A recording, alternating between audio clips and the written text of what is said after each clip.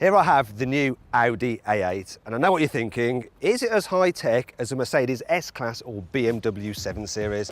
The new A8 starts at £69,000 or £73,000 for the long wheelbase version. So, does it have the wow factor to match its price tag? There's no mistaking that this car is an Audi A8, but the Audi grille's got even bigger. It's almost like the car's wearing huge dental braces.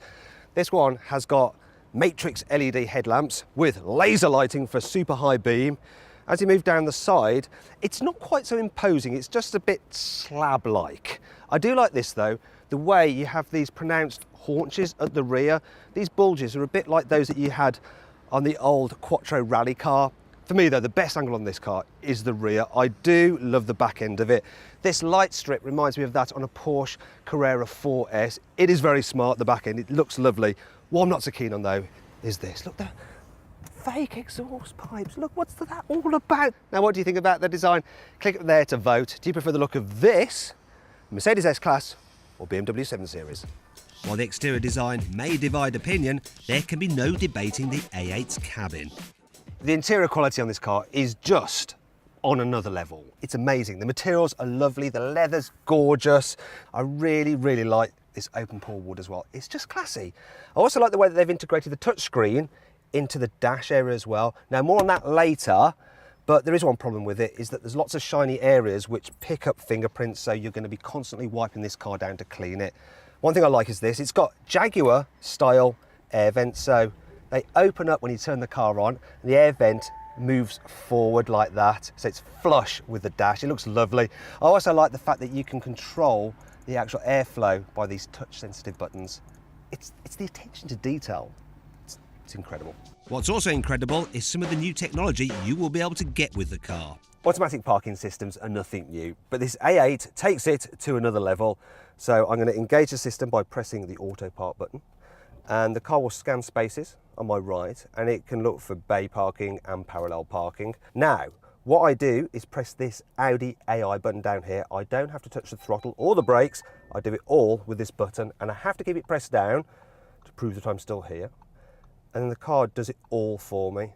So the steering, of course, like in current systems, but like I say, the throttle and the brakes, that's all done by the car. And it's a bit weird seeing it approach a pillar and automatically brake and then maneuver, and again, this is weird. This is weird. It's a bit disconcerting. You're going to get used to it, but at first, just trusting the car that it's not going to crash is interesting.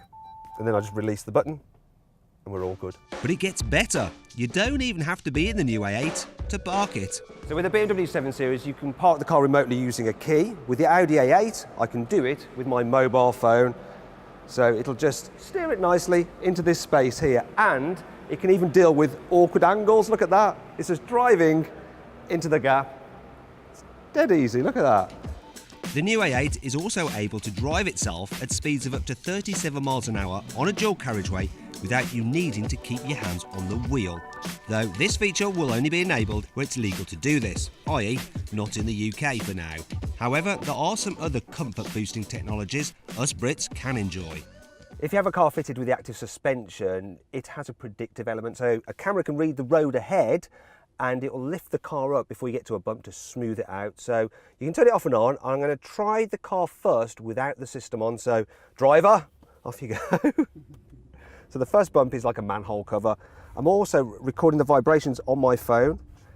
So that's the first bump. Wasn't too bad. Now the second bump, which is like a speed hump, it's comfy, but you do feel it. So let's see what reading I got. So that was a maximum of 5.5 on my special vibrometer scale and an average of 2.8. So fairly comfy, but now we're going to try it with a predictive feature on, so the camera will spot those bumps and prepare the car. It will lift it up before we hit them.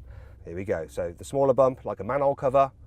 Now, for me, I did not feel that at all. I did not feel it. It was like it wasn't there. Bigger bump.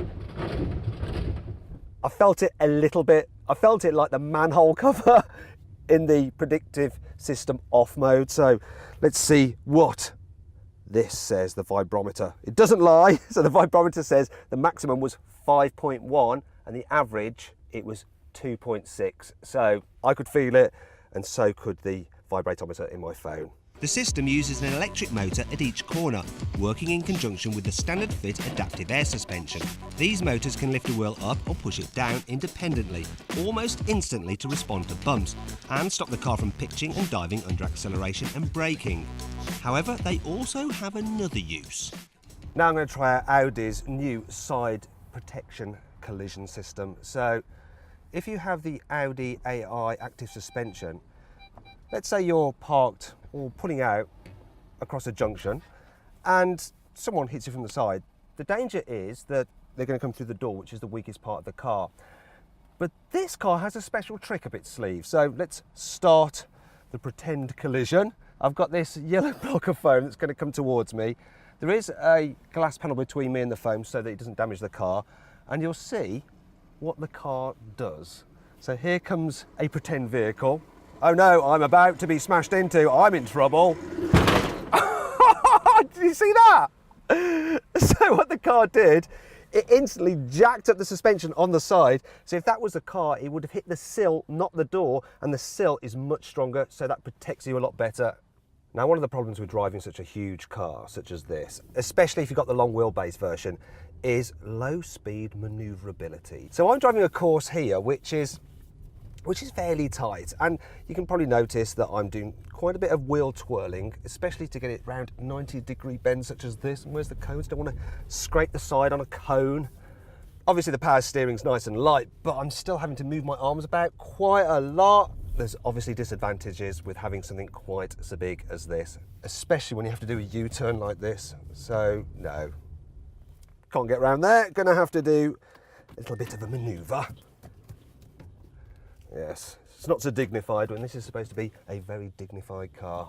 But Audi has a solution. So you can get the active dynamic steering, and what that does is make this car drive like it's much smaller. So we're just going to engage it now to compare the difference. So the way it works is that you actually have the steering decoupled from the actual front wheels, and so they can turn a lot more and a lot faster.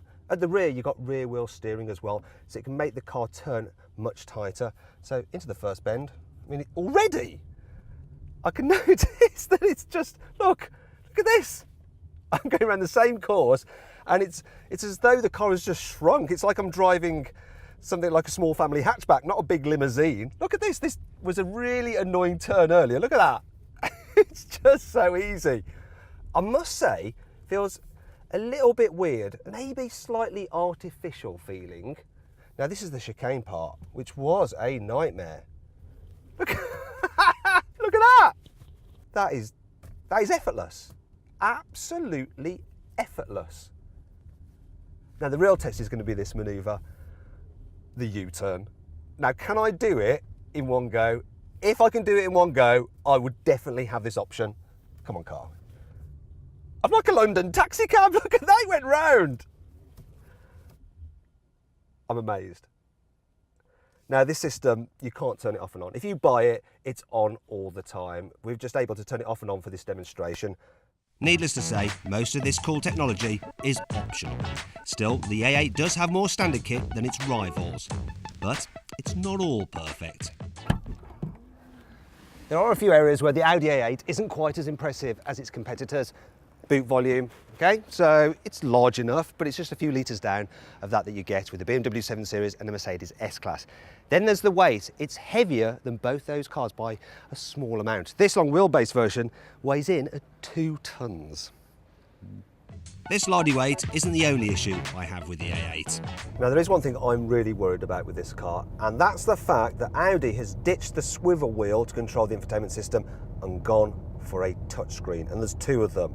Let's see what it's like to use when you're driving, because that's what matters, and that's where touchscreens are a bit of a problem. But okay, let's see if I can do it. So when I press a button, you do get a click sound, and it vibrates slightly like your mobile phone does, so you do know that you pressed the right button that you wanted. But I'm still feeling that I'm taking my eyes off the road a little bit too much. Once again, if I want to use the heating controls, which are located down here, I have to just you can probably see my eyes are off the road a bit too much. You just got to move your finger in 3 dimensions, whereas if you've got hold of a wheel, you can just do it in 2, and it's easier, but there is a solution. So the voice commands in this car are pretty good, so I can control the ventilation system using those. So, set temperature.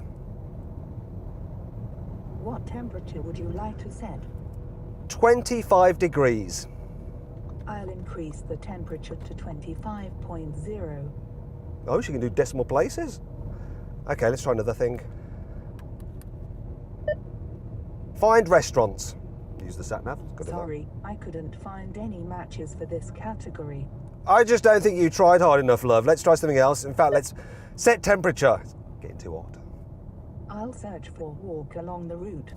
Okay, Sorry, I couldn't find any matches for this category. so it kind of works, Say another special. but it's not that great. Cancel.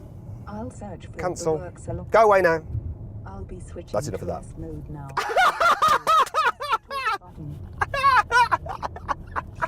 You can't stay mad at the new A8 for long though, as there's just so much to like about it.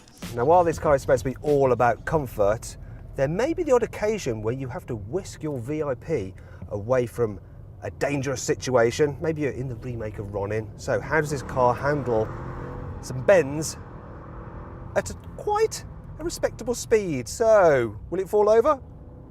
No. Looks like it does all right. It's a big old thing, quite heavy, but that active suspension props up the corners of the car so it doesn't roll too much. I mean, look at this. And of course, you've got quattro all-wheel drive, laying that power down. It's no sports car, but it's no big barge either. From launch, UK bars will be able to choose from a 3-litre diesel and 3-litre petrol A8, but sadly, not what I have here. The car I'm driving here is the 4-litre turbocharged V8. It's got 460 horsepower, and it feels pretty quick, but I want to see just how quick it is at accelerating, so I'm going to put it into dynamic mode. There we go, and just pull up. And then I'm going to launch it. See how long it takes me to get to 100 kilometers an hour, also 60 miles an hour. So go. It's pretty quick. And that's the 60. Woo! Effortless. This luxury limousine did 0 to 60 in just 5 seconds dead. But really, this car isn't designed to be a drag racer. Cars like this are just as much about being driven in as they are driving them. So what's the A8 like in the back? Well, this being the long wheelbase version, it's pretty nice. And I've got lots of toys that I can play with. So down here I've got this little iPad thing, and I can control things such as the seats, the lights, and we actually have matrix lights in the back, which means that I can move the spotlight from there around, say if I want to read something in the dark. It's really quite clever. Other things I can do here is mess around with the blind, so I can choose which blind I want to raise or lower, so I can raise the blind, keep the sun off, bit of extra privacy. Other things you can do is work the media system, the TV and stuff, and if I wanted to, I can actually remove this little tablet or put it back. You can also use these screens here. As you can see, I can swipe between different menus. Come on. And there's the sat-nav as well. But what about the comfort? Well, yeah, it's super luxurious and just so quiet. You've obviously got acoustic glass, and the seats are lovely, and I can recline them, get myself as comfortable as possible. And this is comfy. This is the long wheelbase car, and it's comfy, but I feel like I want to stretch out more. Well, I can. I can press this and go full first class mode. So that seat's moving forward. This one's getting into a nice position. And then the headrest is dropping down. Seat's moving out of the way. And the next bit you're gonna love. I need somewhere for my feet. This will be just about perfect. Ah, look at that. Take me home, James. Well, Jack. In fact, let's go to the McDonald's, I'm hungry. This particular car's all-wheel steering really helped it navigate the narrow drive-through lane, but it wasn't all plain sailing. Okay, now I've spotted a bit of a problem. I'm gonna have to clamber across, and this thing in the middle makes it a bit awkward. Hello? Hola.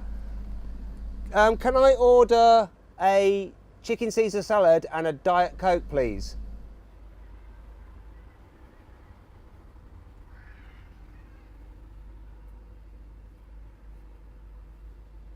I'm having to wait.